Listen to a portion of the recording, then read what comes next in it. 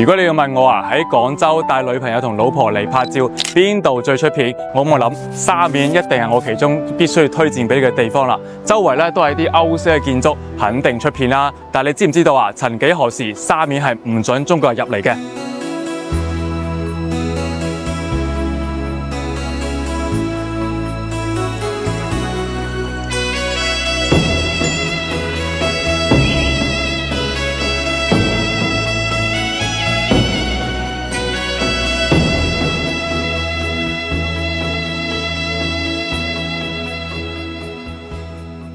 進入咗6月啦，講得真係好熱，今日真係行到成身汗。但係你知唔知啊？100年前嘅6月23號，當時咧廣州民眾為咗支持呢個5·3運動，我哋差唔多有10萬人行咗喺路面進行抗議。當路過我哋沙基嘅時候咧，島上面嘅英法聯軍就向民眾進行掃射，我哋史稱沙基慘案。為咗紀念咧，我哋亦都將沙基路變成而家嘅623路。喺鴉片戰爭之後啊，英法聯軍就同清政府簽訂咗租約，將沙面據為己有，然後喺旁邊畫咗呢條沙基涌，將成個沙面變成一個島嶼，唔俾中國人入嚟。活得開心心不記恨，為今天歡笑唱首歌，任胸襟吸收新的快樂，在晚風中敞開心鎖。所以而家知道點解廣州人中意將外國人稱呼為鬼佬啦。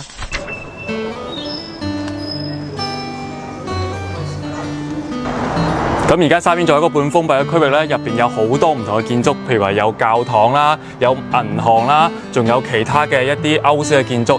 喺入邊咧見到好靚嘅光影，可以隨意咁坐喺長椅入邊去享受呢啲非常之寧靜嘅時刻。呢一棟就係以前嘅渣打銀行，而家係沙面街道嘅黨群服務中心。為何這麼偉大？如此感覺不到，不說一句的愛有多好，只有一次記得實在接觸到，騎着單車的我倆。以前嘅德國領事館，而家變咗地窖花園餐廳，入邊好似地窖咁，都幾靚㗎喎。如孩兒能伏於爸爸的肩膊，誰要下車？難離難捨，總有一些。後邊就係沙面嘅路德天主教聖母堂啦，可以講係所有嚟沙面嘅人都會打卡嘅地方。咁想將佢影得好睇呢，其實有好多技巧嘅。譬如話呢，我哋喺佢嘅對角線度可以影一個大景啦，亦都喺門口度影一個人像嘅特寫，都係好好睇嘅。嚟試下。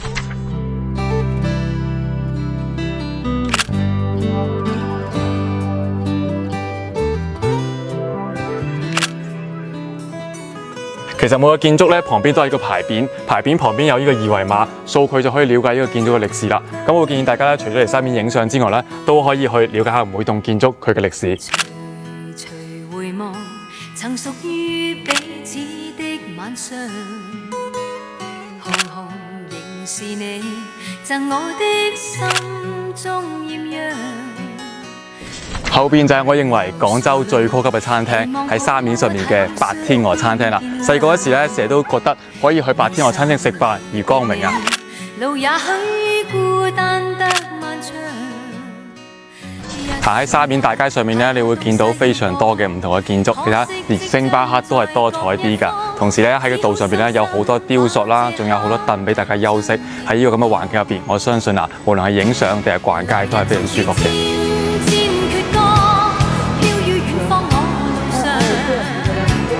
來日縱使千千晚星，亮過今晚月亮，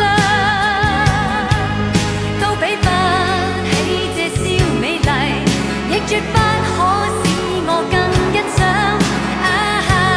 因你今晚共我唱。沙面道咧，同以前年中國唔俾入嘅階段，到而家我哋可以隨時隨地上嚟影相打卡。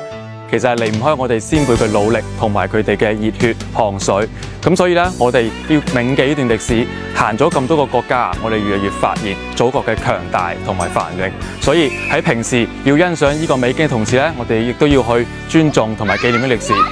喺6月28號，我想邀請你重新嚟沙面認識沙面道。是對是錯也好，不必説了。